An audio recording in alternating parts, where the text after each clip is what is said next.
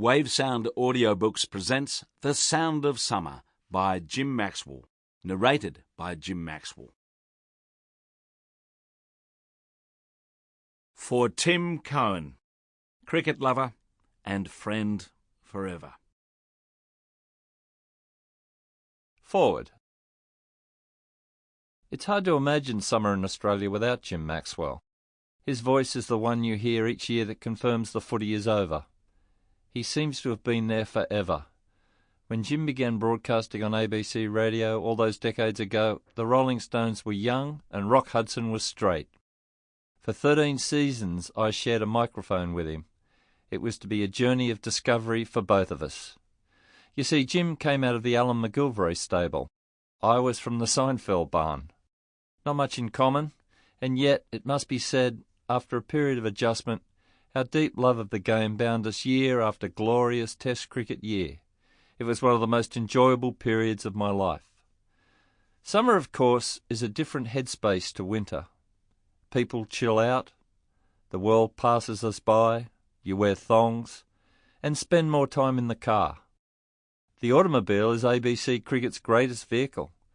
People everywhere over the years have reminisced with me about something they've heard on the ABC while driving.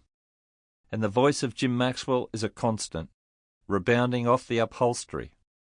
His style is a relaxant. He makes you feel comfortable.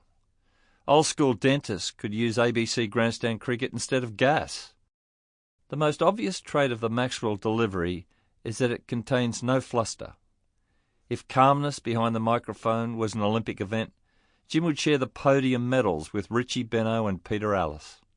Economy of word is their signature. There is rarely overstatement, control is paramount, and precision. I particularly admire Jim's use of the pause. So many times an AB studio host would build up the first morning cross to Jim at the ground with an enthusiasm that would make Boris Johnson sound like Bernie Fraser, only to be greeted by the Maxwell pause.